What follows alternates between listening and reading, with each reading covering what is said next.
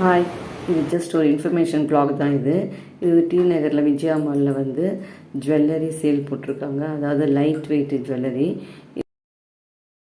Gold பேலஸ்ன்ற jewellery shop தான் வந்து இங்கே வந்து சென்னையில் சேல் போட்டிருக்காங்க 3 டேஸு.